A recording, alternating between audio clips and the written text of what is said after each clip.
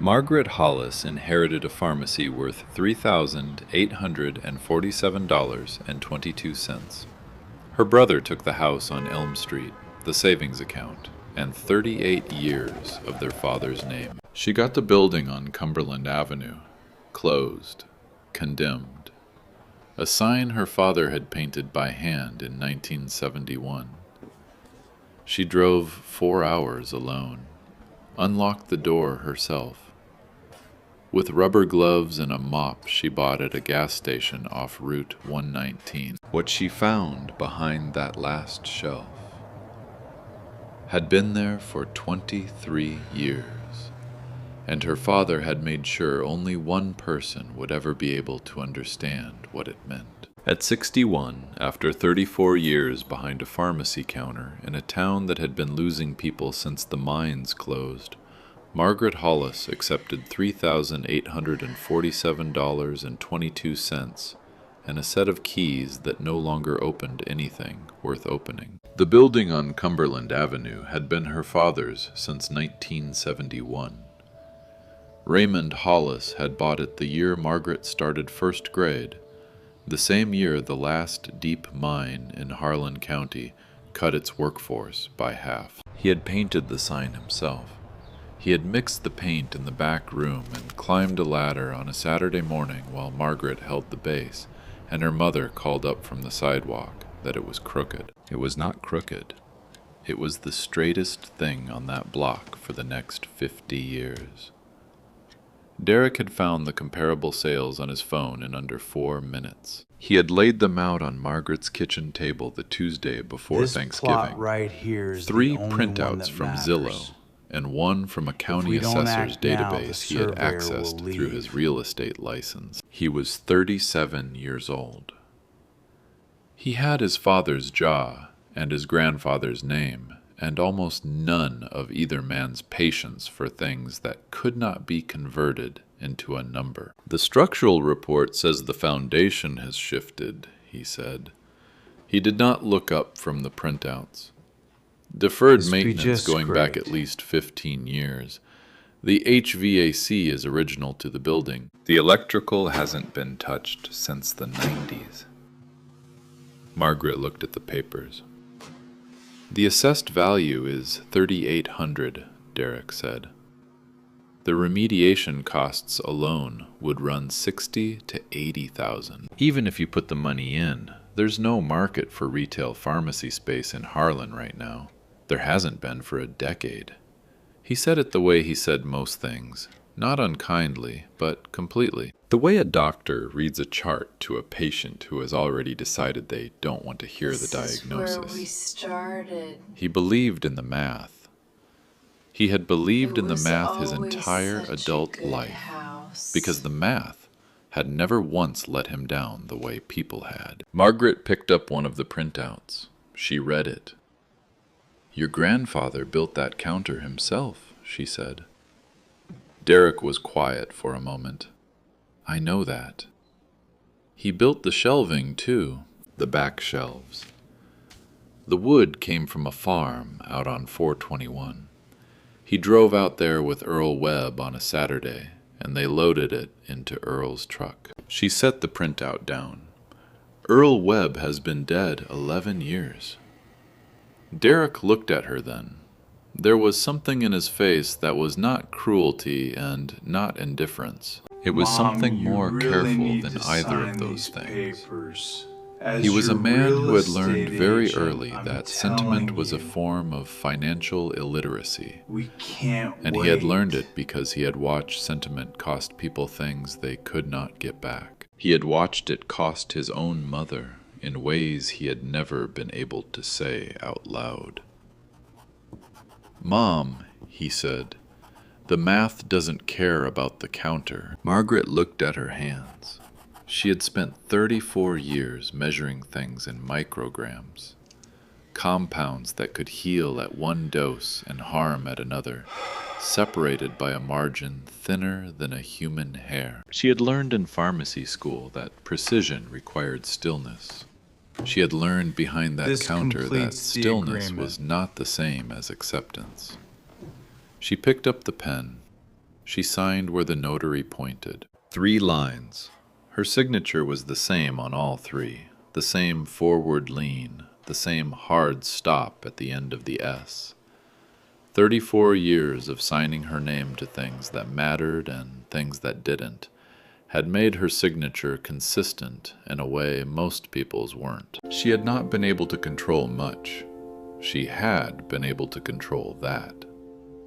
Derek gathered the papers. He said he would handle the transfer filing. He said he knew a contractor in Lexington who did remediation work and might be interested in the structure. He said she should not have to deal with any of it. Margaret said that was fine.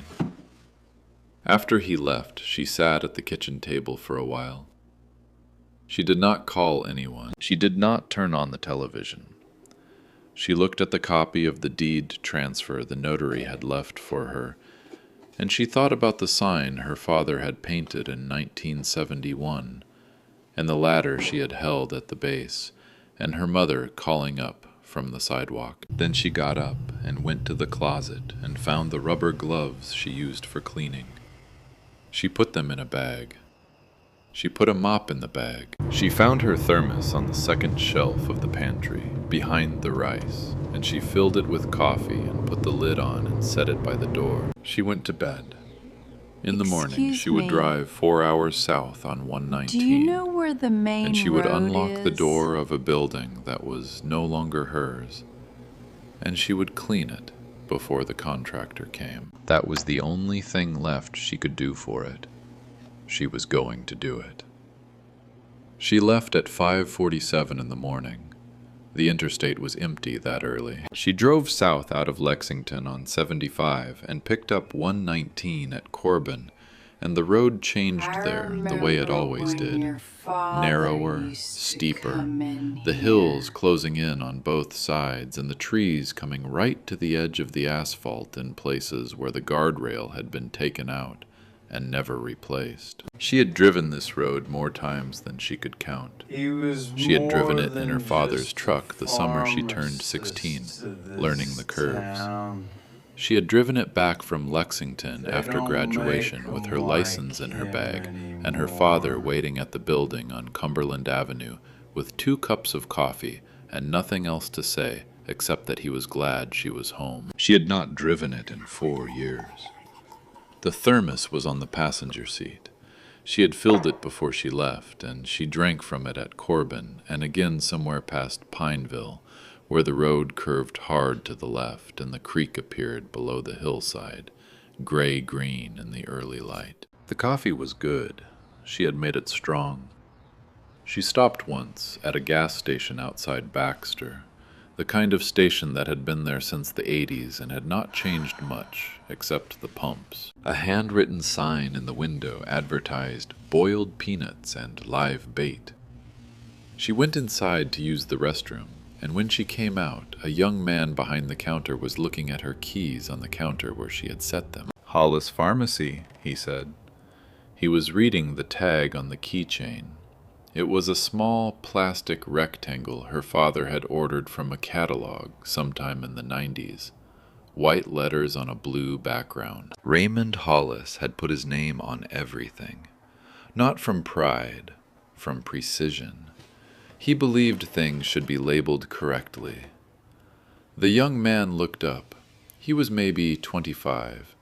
He had the kind of face that had been outdoors most of its life. "You know it?" Margaret said. "My grandmother did." He was already turning back to the coffee machine behind him. Said Mr. Hollis was good to her. Said he was real good to a lot of people. He set a cup on the counter. He had already started pouring. "You want this?" Margaret looked at the cup. "I have a thermos," she said. "I know." He put the pot back. "You want this anyway." She took it. She left $2 on the counter. He did not look up again, and she did not say anything else.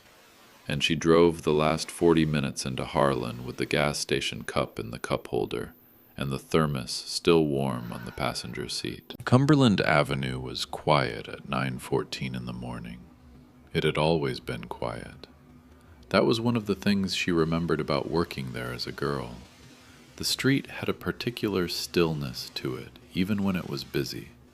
The kind of stillness that comes from a place that has been doing the same thing for a long time and has stopped needing to announce itself. There had been a hardware store 2 doors down, and a diner across the street, and a barber shop on the corner that had closed in the late 90s. Most of those were gone now. A cell phone repair shop had taken the hardware store space. The diner was a church now, a small congregation that met on Sundays and Wednesday evenings.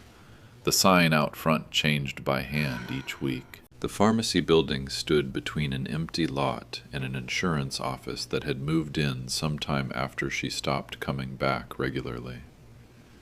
The sign her father had painted was still there. The white letters had gone the color of old cream, and the blue background had faded to something closer to gray. But the letters were still straight, and the name was still legible. Hollis Pharmacy, established 1971. She sat in the car for a moment. Then she got out. The lock on the front door was stiff. She had to work the key twice before it turned, and when it did, the door swung inward with a sound that was half groan and half something else, a settling, the way old buildings speak when they have been closed up for too long and are surprised to feel air moving through them again. She pushed it the rest of the way open and stepped inside. The smell hit her before her eyes adjusted.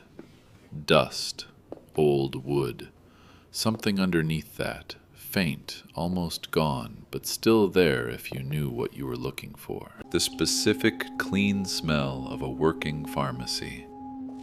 Ethanol and paper, and the faint mineral trace of compounds she had made herself at that counter 10, 15, 20 years ago. It was mostly memory, but it was there. She stood in the doorway for a moment. Then she went back to the car and got the bag. She started at the front. The display shelving along the right wall had been cleared out when the chain came through and bought the inventory. But the shelves themselves were still there, her grandfather's work. The wood her father and Earl Webb had hauled down from the farm on 4/21 on a Saturday 40 years ago. She wiped them down from the top, working shelf by shelf, the dust coming off in gray sheets onto the cloth. Some of it was thick enough that it had texture. 23 years of closed-up building settling into wood grain. She worked for an hour on the front shelving alone. Then she moved to the counter. The counter was oak. Her grandfather had built it in the early 70s from plans he had drawn himself on graph paper, and it had outlasted 3 sets of counter stools, 2 register systems, and 1 flood that had taken out the floor in the back storage room in 1987. Margaret had been 23 in 1987. Webb. She had bailed water with her father for 6 hours before they got ahead of it. She ran her hand along the edge of the counter. The wood was dry but sound. Under the dust it was still smooth. Her grandfather had sanded it by hand. She could feel where the grain ran. She cleaned the counter. She cleaned the glass of the front display case, which still had its original hardware, small brass poles that her father had polished every Saturday morning without exception. She cleaned the register shelf, which was empty now, and the small corner where her father had kept a jar of peppermints for children who came in with their parents and stood very still and were very patient. The jar was still there. It was empty, but it was still there. She found the problem at 11:30. The back storage room had a water issue. She had known about it from the structural report Derek had shown her. Foundation shift, moisture intrusion along the north wall. But the report had been clinical about it, numbers and percentages, and the reality was different from the numbers. The north wall had been wet long enough that the dry wall had come away from the studs in 2 places and the baseboard had warped off the floor. There was a smell back there that was not the pharmacy smell. It was darker than that. She stood in the doorway of the storage room for a long time. I have been standing in this very The room mop for a was not going to long fix time. this. The rubber gloves were not going to fix this. This was the kind of damage that required professionals and equipment and money. She had already decided she was not going to spend on a building she no longer owned. She was here to clean. She had come 4 hours to clean a building before the contractor came, because it was the only thing she had left to give it. And the back wall was telling her that some things were past the point where cleaning was enough. She turned around. She went back to the front of the building. She filled her bucket from the utility sink behind the counter, which still had water pressure, and she kept working.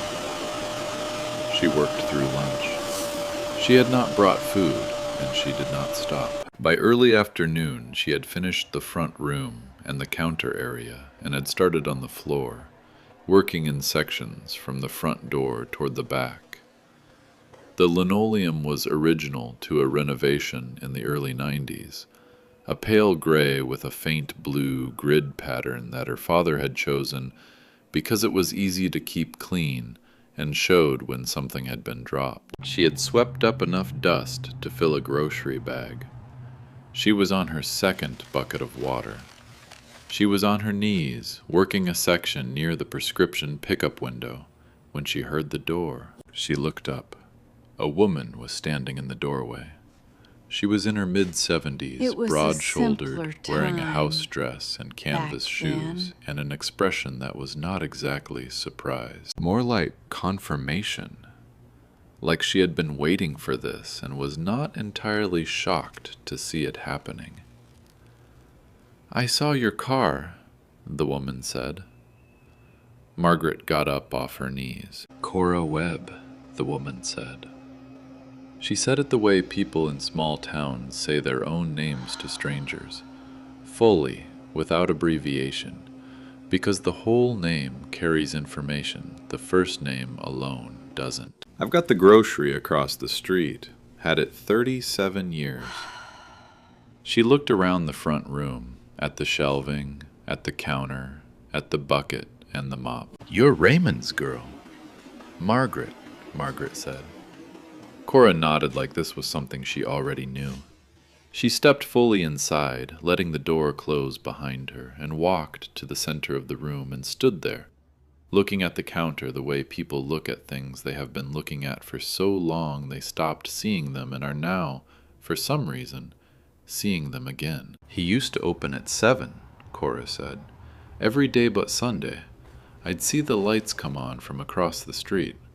First thing every morning for 38 years I'd see those lights." She paused.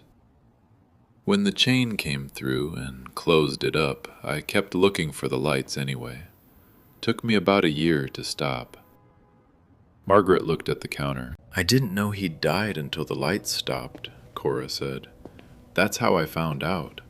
I know that sounds like a terrible thing to say, but that's how it was." She said it plainly, without apology, the way people in places like Harlan say true things, not to wound and not to comfort, but because the truth is the truth, and it has weight, and you carry it whether you say it out loud or not. "It doesn't sound terrible," Margaret said. Cora looked at her. Then she looked at the back of the building, toward the storage room, and something shifted in her expression. "You find the back room yet?" "Yes," Margaret said.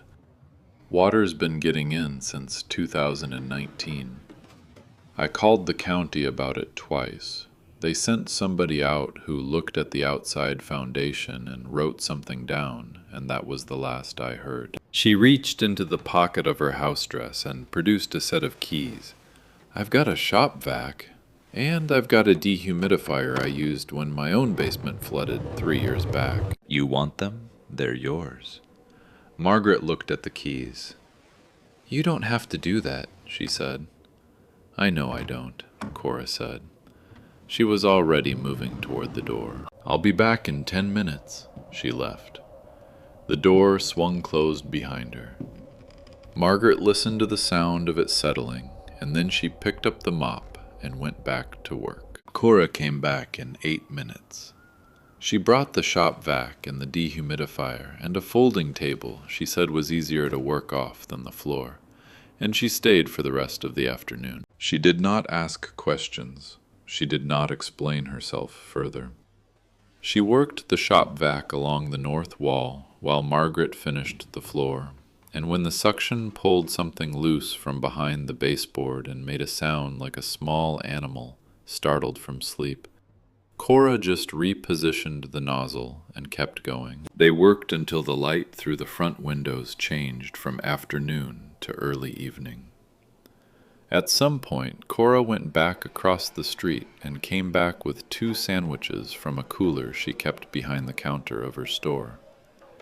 Ham on white bread, wrapped in wax paper the old way. She set one on the folding table without comment and ate the other standing up, looking at the shelving.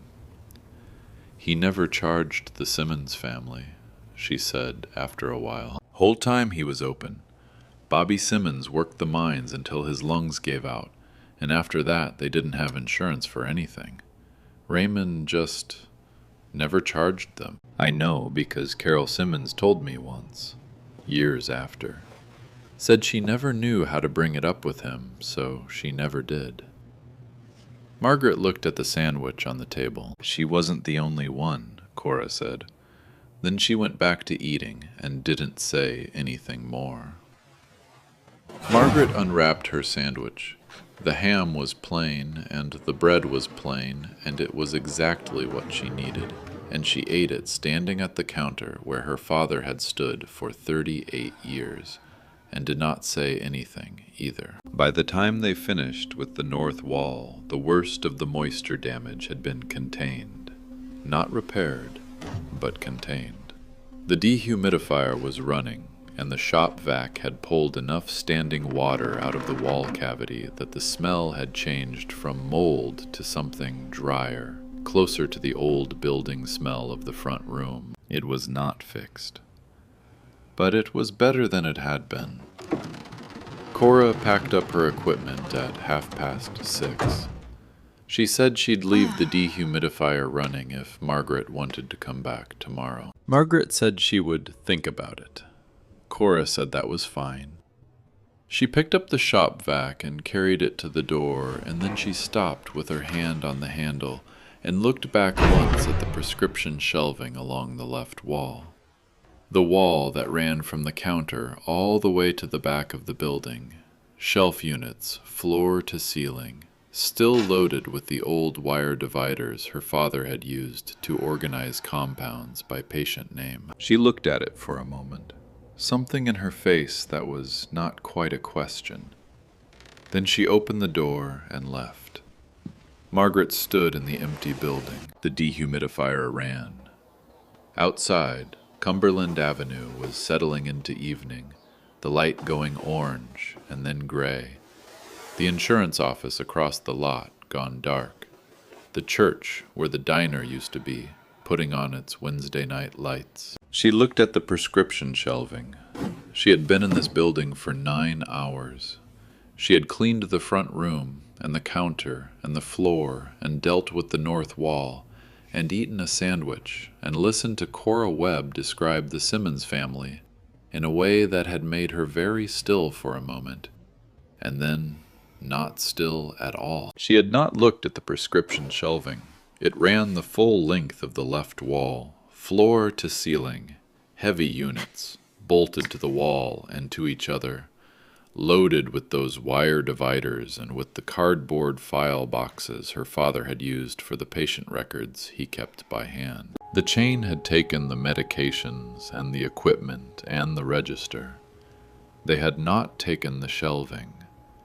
It was built into the wall in a way that would have required more effort than it was worth. What she found next wasn't what any of us expected. But standing in that building, in the last light, looking at those shelves, she already knew she wasn't finished. Something about the way Cora had looked at that wall before she left. Something about the way her father had bolted those units in. Not one set of brackets per unit, the way most people would have done it. 2 sets, double anchored. Like he had wanted to make sure they weren't going anywhere. Like he had wanted to make sure they were staying exactly where they were. She came back the next morning at 7. She had slept at the Harlan Motor Inn on the north side of town, a 2-story building that had been there since the 70s, and had the kind of room that was clean in the ways that mattered, and not trying to be anything it wasn't. She had eaten eggs at the diner next door and driven down Cumberland Avenue in the early light, and parked in the same spot she had parked the day before. The dehumidifier was still running. She could hear it through the door before she unlocked it. Inside, the air was different from yesterday, drier. The sharp edge of the moisture smell had pulled back from the front room entirely. She walked through to the back and checked the north wall. The dehumidifier reservoir was full. She emptied it into the utility sink and reset the unit and stood for a moment in the storage room doorway. Better. Not good, but better. She came back to the front and stood in front of the prescription shelving. It was 8 units total, running the full length of the left wall from the counter to the back of the building. Each unit was roughly 3 feet wide and 7 feet tall, built from the same oak as the counter, the same wood from the farm on 421. Her grandfather's work, her father's precision. The wire dividers were still in most of the units, labeled in her father's handwriting on strips of white tape. Patient surnames, alphabetical, A through W. The cardboard file boxes sat on the top shelves of the first 3 units, 6 boxes total, each one labeled by year in black marker. She looked at the double brackets. Every unit had them. 2 sets per unit, top and bottom, bolted through the drywall into the studs bit. She knew enough about construction from 30 years of owning property to know that 1 set was sufficient. Standard installation. You anchored the top, you anchored the bottom. The unit was stable. 2 sets meant something else. 2 sets meant someone had wanted these units to stay exactly where they were, regardless of what happened around them. She went to the first unit and tried to move it. It did not move. She tried the second. Same.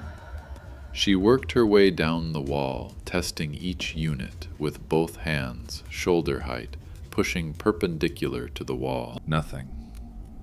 They were anchored hard. Whatever was behind them was behind them completely. She stood back and looked at the wall. Then she looked at the file boxes on the top shelves. She pulled the step stool from behind the counter. Her father's step stool, wooden, 3 steps, the same one she had used as a girl to reach the top shelves, and she climbed up and started with the first box. It took her 2 hours to empty the shelving. She worked from top to bottom, unit by unit, carrying the file boxes to the folding table Cora had left and stacking them in order. The wire dividers she laid on the counter, the miscellaneous items from the lower shelves, a spare blood pressure cuff still in its case, 3 boxes of latex gloves, a reference binder from 1998, a ceramic mug with the University of Kentucky seal that she recognized as one her father had used every day for as long as she could remember. She carried to the counter as well. The mug still had a ring inside it from the last coffee he had poured. She set it down carefully. When the shelves were empty, she went back to the first unit and tried it again. Still nothing. She tried the second, the third, the fourth. On the 5th unit, something was different. Not much, a fraction. But when she pushed at shoulder height, she felt a give that the other units didn't have. Not a movement, but a resistance that was different in quality from the others. Not the resistance of a unit bolted hard to a stud. The resistance of a unit that was bolted to something that could, under the right conditions, move. She crouched down and looked at the bottom bracket. The screws were there. 4 of them. Standard Phillips head, painted over like the rest. But the paint around 2 of them was slightly different. Not cracked the way old paint cracks when it's been there for decades, but compressed. The kind of compression you get when something has been removed and replaced.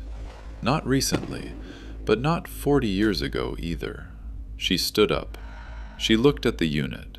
She looked at the wall behind it. The drywall met the unit frame cleanly, the way it would if the unit had been built and the drywall installed after, or if the drywall had been installed to meet the unit specifically, to make the join look finished from the front. She put both hands on the unit frame at counter height. She did not push perpendicular this time. She pulled. The unit moved.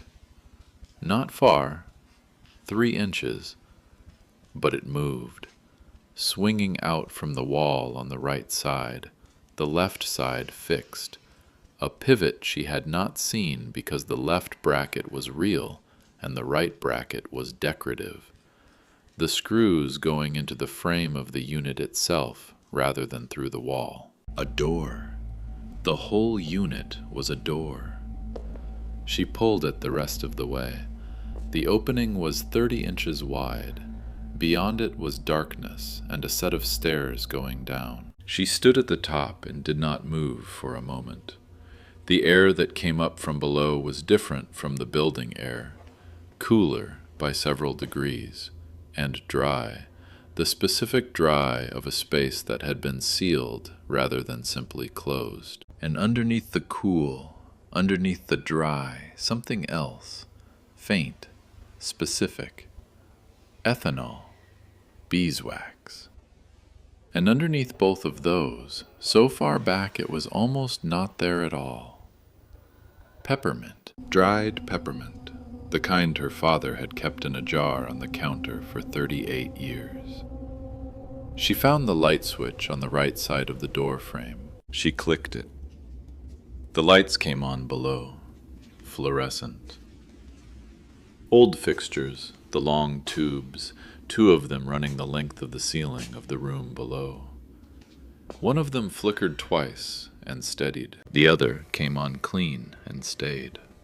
She went down. The stairs were 8 steps, concrete, poured, with a metal railing on the left side that her father had installed himself. She could tell by the brackets, the same style as the shelving brackets upstairs, the same hand. The walls of the stairwell were concrete block, unpainted, and the mortar between the blocks was tight and even. Someone had taken care with this. At the bottom, she stopped and looked. The room was approximately 20 feet by 15. The ceiling was low, 6.5 feet, maybe 7. The fluorescent fixtures mounted flush. The floor was concrete, sealed, and it was clean. Not recently cleaned, but clean in the way of a space that had been kept clean as a practice regularly over a long period of time. Along the left wall was a compounding bench. It was the length of the wall. Stainless steel surface, the kind used in professional lab work, with a backsplash and a built-in sink at the far end. The surface was bare, spotless. Above it, mounted to the wall, were the kinds of shelves used for lab storage. Wire mesh, adjustable, the supports the same industrial grade she recognized from the pharmaceutical suppliers her father had used. The shelves still held equipment, an analytical balance, the older mechanical kind with the glass enclosure, a set of graduated cylinders in a wooden rack, a mortar and pestle, ceramic, larger than the one he had kept upstairs. A row of amber glass bottles, empty, their labels blank. Along the right wall were filing cabinets, 4 of them, 2-drawer, metal, the industrial gray of government surplus. They were labeled on the front in her father's handwriting, the same white tape and black marker as the dividers upstairs. The labels said 1984 to 1990, 1991 to 1997, 1998 to 2004, 2005 to 2007.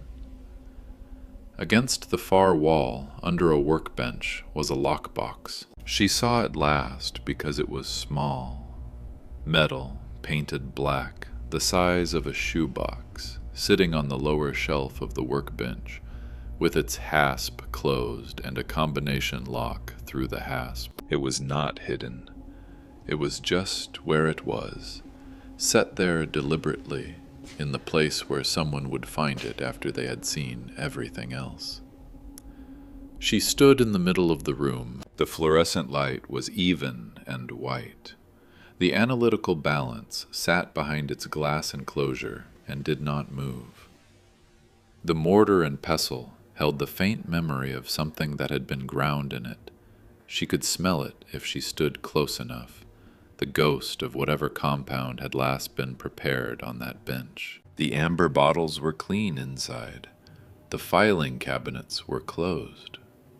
She put her hand flat on the stainless steel surface of the compounding bench. Cold.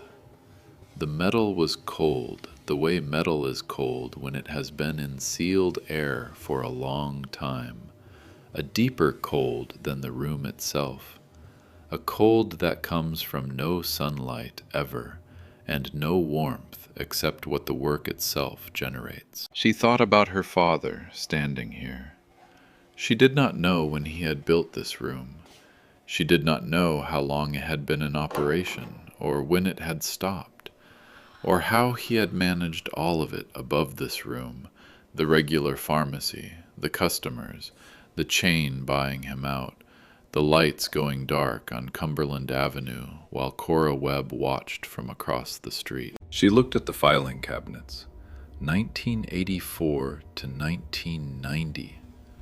That was before she came back from Lexington, before she stood beside him at the counter upstairs.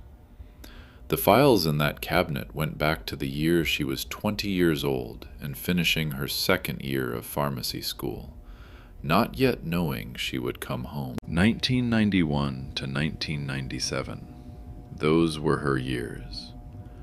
She had been here for all of those. She had stood at the counter above this room for every one of those years, and she had not known this room existed. She pressed her hand flat against the cabinet drawer. Then she stepped back.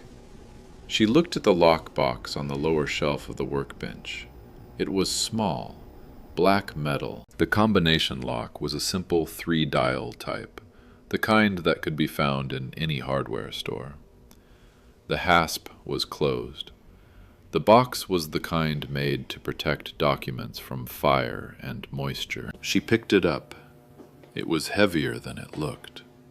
She turned it in her hands. The bottom had been marked in her father's handwriting. Not tape this time, directly on the metal in permanent marker, the letters small and precise. It said, M. Just that. One letter. She set it back down on the shelf. She looked at the filing cabinets. She looked at the compounding bench and the analytical balance and the row of amber bottles and the mortar and pestle and the smell that was still there if you stood close enough. Ethanol and beeswax and dried peppermint, so faint it was almost a memory rather than a smell. She sat down on the bottom step. She did not open anything. Not yet. She sat on the bottom step for a long time. The fluorescent light ran its steady white across the room. The analytical balance sat behind its glass enclosure. The filing cabinets stood against the right wall in their industrial gray, labeled in her father's hand. The lockbox sat on the lower shelf of the workbench with its one letter, M. She had been a pharmacist for 34 years. She had learned in her first year of pharmacy school that the most dangerous thing in a lab was not the compounds. It was the assumption. The assumption that you already knew what something was before you had finished measuring it. Her professor had said it plainly. The label is a hypothesis. The contents are the truth. Never confuse the two. She stood up. She went to the first filing cabinet, 1984 to 1990. She put her hand on the drawer pull. She opened it. The files were organized by patient surname, alphabetical. The same system as upstairs, the same white tape labels, the same black marker. But these files were different from the prescription records kept above. Those had been standard pharmacy documentation: medication name, dosage, prescribing physician, fill date, patient signature. What her father kept in this cabinet was something else. Each file folder held two things. The first was a compounding record. Her father's handwriting, precise and small, recording the preparation of each compound, the formula, the components, the weight of each ingredient measured to the 4th decimal place, the date, the batch number. Standard lab documentation, the kind that would satisfy an audit. The second was something that had no standard form. It was a single sheet of paper, different for each patient, sometimes a half sheet, sometimes just an index card. Her father's handwriting again, but different from the compounding records, looser, the letters closer together, the way a person writes when they are writing for themselves rather than for a record. She pulled the first sheet from the first file.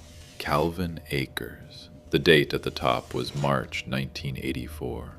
The compound was a topical anti-inflammatory, a formulation she recognized, something that could be made inexpensively from components available in bulk, something that would have cost 3 times as much through a commercial supplier. Below the compound name, her father had written 4 lines. Calvin Acres, retired, black lung claim pending since 1981. Wife, Doris, 3 daughters, oldest starting community college in the fall. That was all. No dollar amount, no notation of payment or non-payment, just those 4 lines, and below them, a small mark in the margin, a single horizontal line, the kind you make when something is settled. She put the sheet back. She pulled another. Harold Blevins, May 1984. A compound for hypertension. Below the formula, Harold Blevins, worked the high splint mine 31 years. Son Jimmy in 8th grade. Good student, his teacher says. She stood at the open cabinet and read for a long time. The files went through the alphabet twice before the drawer ended. She did not read every sheet. She read enough to understand that her father had been keeping these records for a reason that had nothing to do with audit compliance and everything to do with the specific, irreducible humanity of the people whose names were written on those index cards. He had not written their diagnoses. He had not written their income levels or their ability to pay. He had written what mattered to them, what they were carrying, what was waiting for them at home when they picked up their prescriptions and drove back out on 119. She closed the first drawer. She opened the second. 1991 to 1997. She found her own years there exactly as she had known she would. The files from the period when she had stood above this room at that counter, measuring compounds beside her father, not knowing. The same handwriting, The same index cards. She pulled one at random. Loretta Combs, February 1993. A compound for a child. Pediatric dosage. A specific formulation Margaret recognized as one she had prepared herself upstairs that winter. She remembered the name. She had not known about the index card. Loretta Combs. Husband laid off consul. 3 kids under 10. Youngest has the asthma bad this year. Margaret set the card down on top of the cabinet. She had made that compound. She had filled that prescription. She had handed it across the counter and collected whatever was owed. And not known that below her feet, in a room she did not know existed, her father had written down why. She pulled back from the cabinet. She needed a moment. She walked to the compounding bench and put both hands flat on the cold steel and stood there. The room was quiet. The dehumidifier ran upstairs, a faint mechanical sound through the floor. Outside, Cumberland Avenue was going through its Thursday morning in the way small towns go through mornings, slowly, without announcement. She breathed. Then she went back to the second drawer and kept reading. By the time she reached the end of the 4th cabinet, 2005 to 2007, the last years her father had been able to work the compounding bench himself, she had a number. 287. That was how many names were in those files. She had not counted as she went. She had counted afterward, standing at the last cabinet, doing the arithmetic the way her father would have done it, carefully, without rounding. 287 people in Harlan County who had received compounded medications from this room. Medications prepared below the floor of a building that looked from the outside like a closed pharmacy, a condemned building, a property assessed at $3,847.22. She did not know the total dollar value of what had been dispensed. She did not need to. She almost missed the envelope in the 3rd cabinet. It was at the back of the 1998 to 2004 drawer, behind the last file folder, lying flat against the back wall of the cabinet. A standard business envelope, white, sealed, her name on the front in her father's handwriting. Not M, her full name, Margaret Ann Hollis. The same handwriting that had labeled the lockbox, the same black marker, but the full name this time, the name he had used when something was important, when he needed her to understand that what he was saying was not shorthand, was not a label, was not a hypothesis, was the truth. She held it for a moment. She did not open it yet. She set it on the compounding bench. She picked up the lock box from the workbench shelf. She looked at the combination lock. She knew the combination before she tried it. She had known it since she saw the lock, in the way you know certain things about people you have spent your life beside. Her father used the same combination for everything that needed a combination. The year the pharmacy opened, 1971. She set the dials. She pressed the release. The lock opened. Inside the lockbox were 3 things.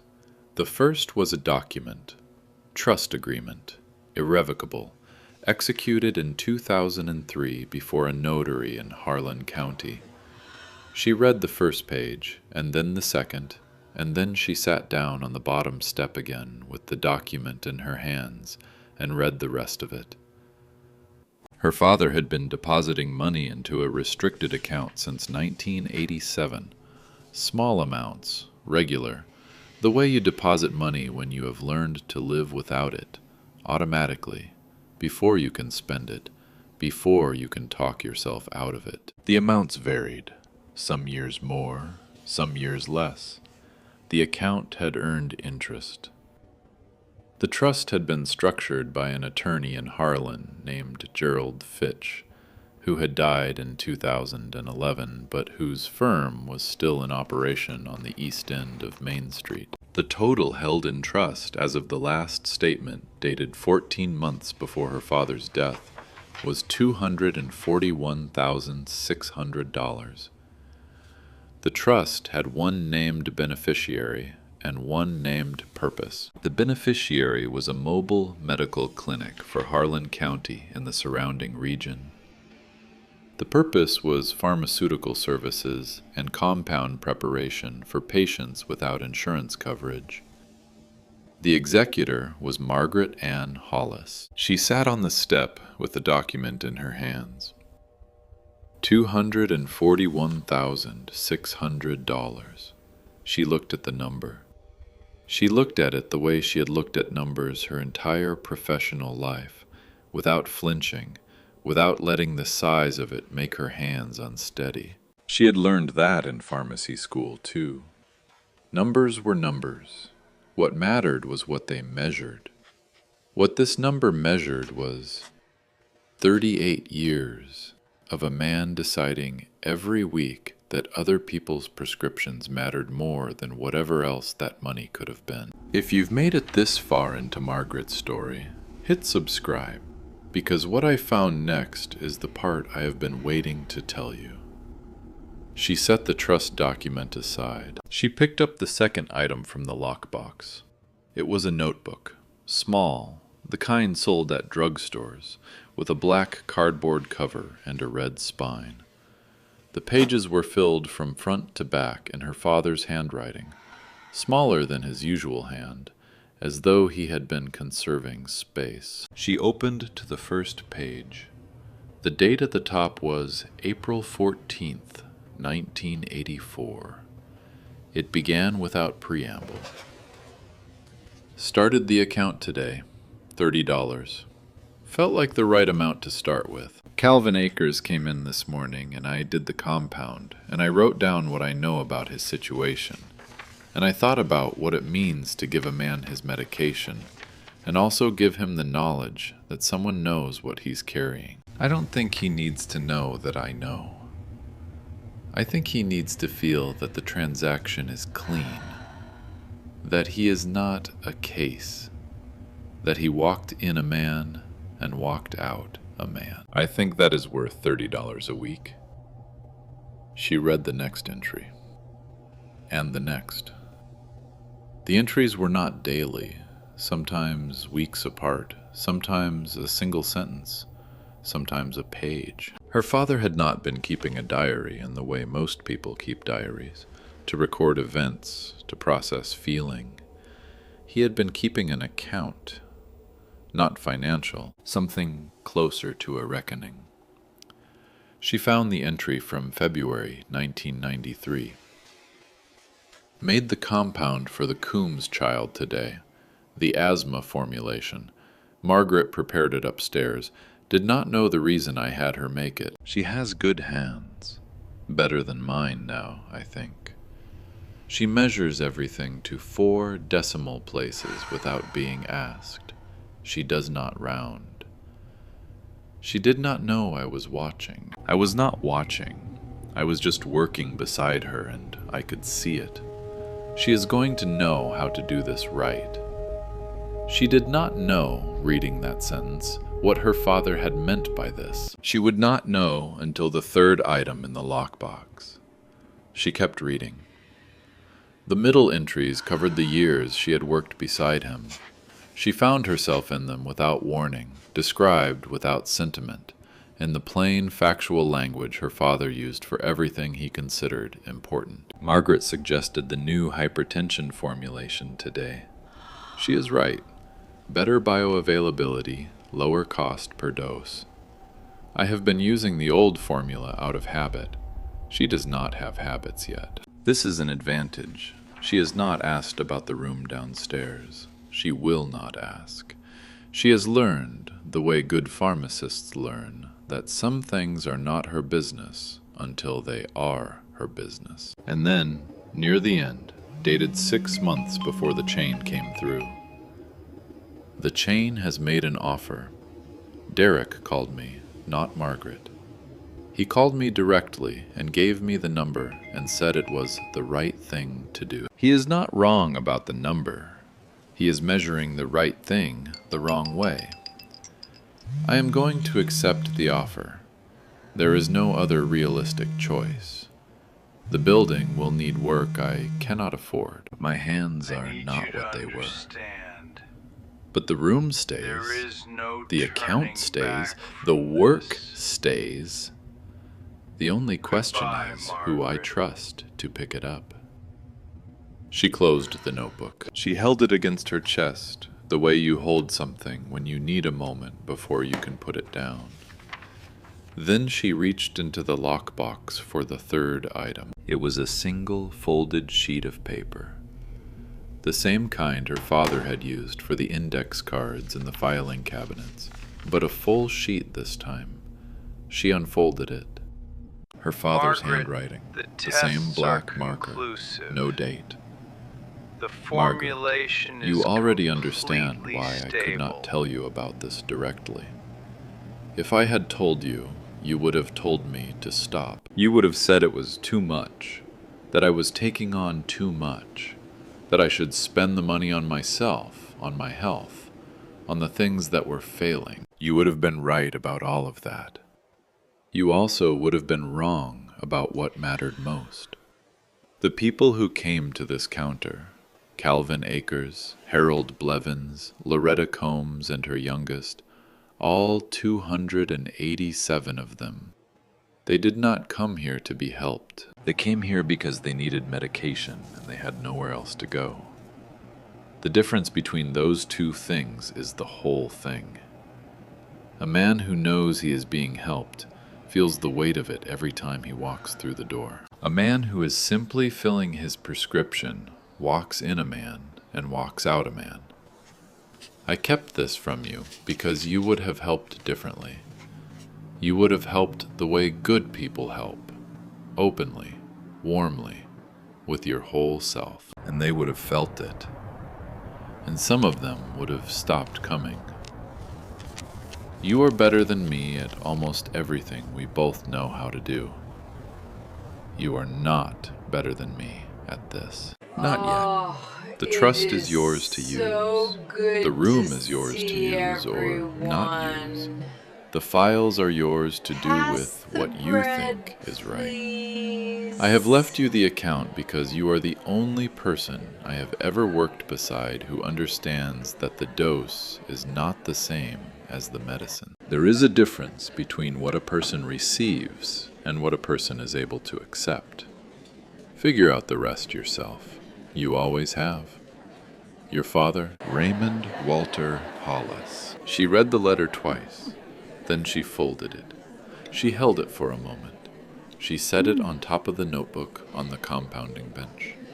She looked at the filing cabinets, at the 287 files, at the compounding bench her father had built and kept clean for 23 years in a room that no one was supposed to find until the right person did. She looked at the lockbox, at the trust document with her name on the executor line, at the number that meant 38 years of $30 a week and everything else he had been able to add to it. She picked up the letter again. She did not read it again. She just held it. Derek called that afternoon. She let it ring. He called again an hour later. She was still in the room below the pharmacy, sitting at the compounding bench with the trust document and the notebook and the letter arranged in front of her. She looked at her phone when it rang. She watched the screen. She let it go to voicemail. He did not leave a message the first time. The second time he left 11 seconds of silence and then his voice, careful and measured, saying that the contractor in Lexington had asked about the timeline and he needed to know if she was still planning to be out of the building by end of week. She listened to the message once. Then she set the phone face down on the bench. She picked up the trust document and read it again from the first page. She stayed in Harlan for 4 more days. She did not call Derek back.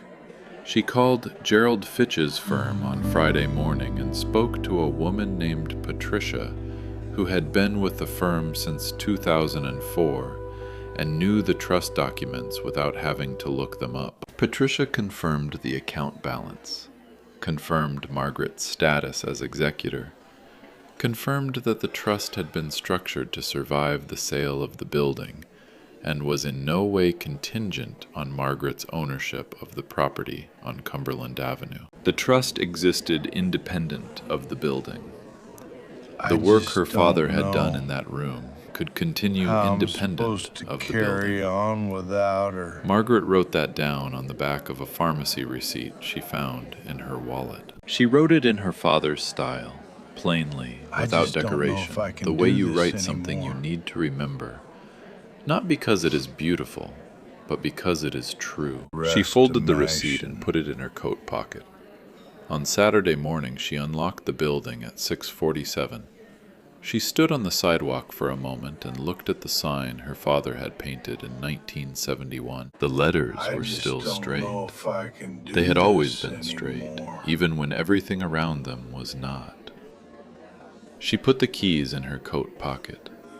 On Sunday, she asked Cora Webb if there was somewhere in Harlan that still did a proper Sunday meal. Cora brought her to a church fellowship hall on the east side of town. It was not a church service, it was a meal, the kind of Sunday meal that small towns in eastern Kentucky have been doing for generations. A rotating potluck hosted by different families each week, open to anyone who showed up with a dish or without one. Cora had been coming for 11 years. She brought a pan of cornbread and did not announce herself, and found a seat at one of the long folding tables, and Margaret sat beside her. The room was loud in the way fellowship halls are loud. Not the loud of a crowd, but the loud of people who know each other well enough to talk over each other without offense. The overlapping sound of a community that has been doing this long enough to have its own rhythms. Margaret filled her plate. She sat. The woman across from her was in her late 60s, with white hair pinned up, and hands that had the same quality Margaret had noticed in her own hands. The hands of someone who had spent their working life doing precise things. The woman looked at her for a moment. "You're Raymond's girl," she said. "Margaret," Margaret said. The woman nodded. "Vera Akers. My husband Calvin used Hollis Pharmacy from 1984 until your father closed." She picked up her fork. "Calvin passed in 2014, but he talked about your father until the end. Said Raymond Hollis was a fair man." She paused. "Said he never felt like a charity case. Said that was rare." She said it plainly, and then she ate and did not make more of it than it was. Margaret looked at her plate. Down the table, an older man had turned at the sound of the name. He was in his 70s, broad through the shoulders, the kind of frame that had once been powerful and was now simply solid. "You're Margaret Hollis," he said, not a question. "Yes." "Jimmy Blevins." He leaned across the table slightly. "My father was Harold Blevins." She knew the name from the second file in the first cabinet. May 1984. Harold Blevins. Worked the high splint mine 31 years. Son Jimmy in 8th grade. Good student, his teacher says. "I know your father's name," she said. Jimmy Blevins looked at her for a moment. Something moved across his face. Not surprise exactly, more like recognition. The look of a man who has been carrying something for a long time and has just been told, without words, that someone else knows the weight of it. "I didn't know until after he passed," Jimmy said. "Found the receipts in his papers. 0 balance, every one. Going back to 1984. He looked down at his plate. "I thought it was a bookkeeping error at first. Then I found too many of them." He was quiet for a moment. "I thought about coming to the pharmacy and asking." But by the of time I being found the payments. receipts, the pharmacy had been closed 2 years already. He picked up his fork. I never knew who to thank. I just never knew. Margaret looked at him. My father knew your father's name, she said. He wrote it down. Jimmy Blevins looked up. She did not say anything more than that. She did not explain the files, or the room, or the notebook. She just let the sentence be what it was, the smallest possible piece of the truth, enough to let a man know that his father had been seen, that the weight he had been carrying had been known by someone, that the zero on those receipts had not been an accident, or an oversight, or a gift given carelessly. Jimmy Blevins nodded once. He went back to his food. After the meal, a woman found Margaret near the door. She was in her early 60s, slim, with the kind of posture that comes from a lifetime of standing upright in difficult circumstances. She introduced herself as Carol Simmons, the name Margaret recognized from Cora's story 2 days earlier, the name that had made her set down her sandwich. Cora told me you were in town, Carol said. I hope that's all right. It's all right, Margaret said. Carol looked at her for a moment. My husband Bobby used the pharmacy until he passed, 2009. She straightened the strap of her bag on her shoulder. I always meant to say something to your father. After Bobby died, I kept meaning to go in and just say something. Tell him what it meant. She paused. But every time I got to the door, I couldn't figure out what to say that wouldn't embarrass him. He never made it feel like charity. I didn't want to make it feel like charity by thanking him for it. She stopped. She looked at the floor and then back up. I thought about it for a long time, she said. I still don't know if I got that right. Margaret looked at her. You got it right, she said. Carol Simmons held her gaze for a moment. Then she nodded. She said it was good to meet her. She said she was glad someone had come to open the building up again. She did not ask what Margaret was planning to do with it. She just said that, and then she moved toward the door, and Margaret watched her go. She left Harlan on Monday morning.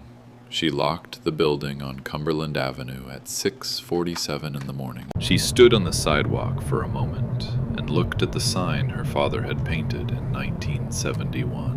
We found The it. letters were still straight. It's exactly They where had he always said it been would straight, be. even when everything around them was not. She put the I keys know in her what coat my pocket. father was hiding. She drove north on 119, I understand same the way she had legacy come. he left The hills behind. close on both sides. And I am not the creek afraid to appearing use and it. disappearing below the road. She stopped at the same gas station outside Baxter.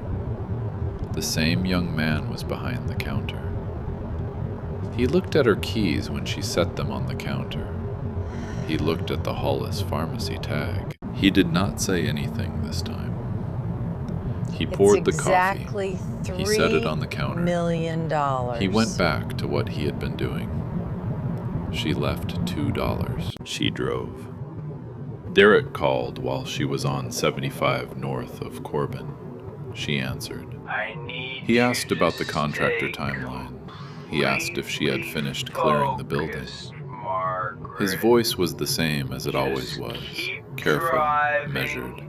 The voice of a man who had learned to keep things level, because level was safer than the alternative. There are some things in the building I need to go through, she said.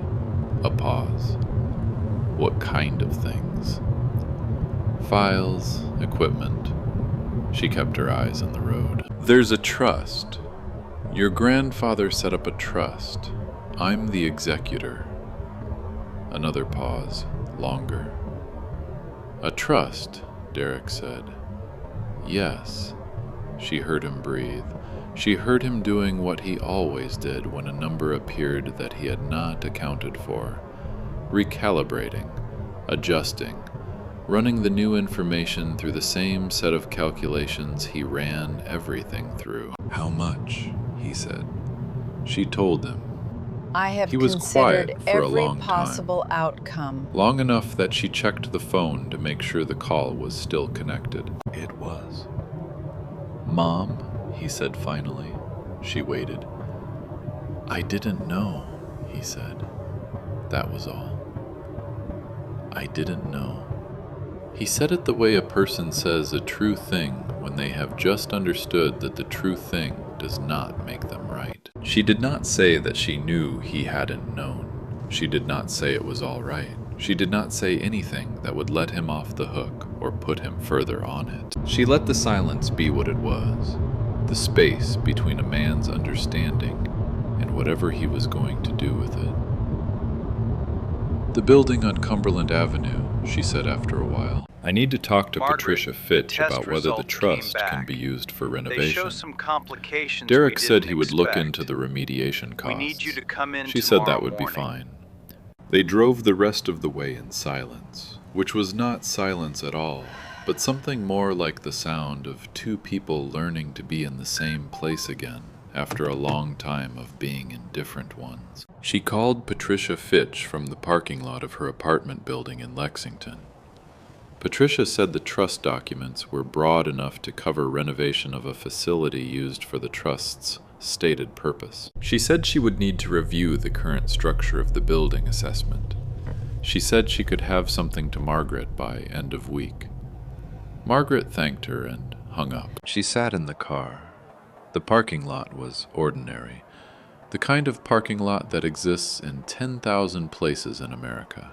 Asphalt, painted lines, a row of dumpsters along the far wall, a single tree in a concrete cutout near the entrance that had somehow survived its conditions and was showing the first green of the year at the tips of its branches. She thought about her father standing at that compounding bench in the room below the building on Cumberland Avenue. Standing at that bench in the years before she came back from Lexington, and in the years when she was upstairs not knowing, and in the years after she left, when his hands were going and the chain had bought the inventory and the lights had gone out on Cumberland Avenue, while Cora Webb watched from across the street. She thought about what he had written. There is a difference between what a person receives and what a person is able to accept. She had been thinking about that sentence for 4 days. She had turned it over the way she turned compounds over in her mind when she was working out a formulation, looking at each component, testing the structure, asking what it was actually made of. What her father had understood, what he had understood in a way she was only beginning to understand now, was that the hardest part of helping was not the giving. The hardest part was the giving in a form the other person could accept without losing themselves in the acceptance. He had spent 38 years working that problem. He had never solved it perfectly. No one could solve it perfectly. But he had built a room under a pharmacy in a coal town in eastern Kentucky, and he had gone down those stairs, and he had measured things to the 4th decimal place, and he had written down the names of the people and what they were carrying, and he had not told a single one of them what he was doing, because telling them would have changed what they received. A pharmacist measures everything. Raymond Hollis had measured everything he could measure: the dose, the interval, the risk, the weight of what people could carry and what they couldn't, the difference between a transaction that leaves a man whole and one that leaves him owing. What he had never measured, what could not be measured, what he had understood could not be measured and had stopped trying, was the kindness itself. He had just kept dispensing it, in the right doses to the right people at the right intervals, for 38 years, until there was nothing left in him to dispense. And then he had left the room to the one person he trusted to understand why the measurements mattered less than the medicine. She got out of the car. She went inside. She put her keys on the table by the door. She took the folded pharmacy receipt from her coat pocket and set it on the counter, the one where she had written, in her father's plain style, that the trust existed independent of the building. She looked at it for a moment. Then she went to make coffee. There was work to do, and she was going to do it, and the morning was already moving, and she had learned from the man who had taught her everything she knew about measuring things, that the most important compounds were the ones you made without stopping to name what you were making. You just kept working. That was how it got done. A pharmacist measures everything: the dose, the interval, the risk. What Raymond Hollis measured most carefully, more carefully than anything else in 38 years, was the distance between what a person receives and what a person is able to accept. He never found a formula for it. He just kept compounding. Quietly, precisely. In a room no one was supposed to find until someone was ready to understand what it meant. Margaret Hollis was ready. If this story stayed with you today, share it with someone who needs to hear it. Subscribe for a new story every week, and leave a comment. Is there someone in your life whose love you didn't fully understand until it was too late to tell them?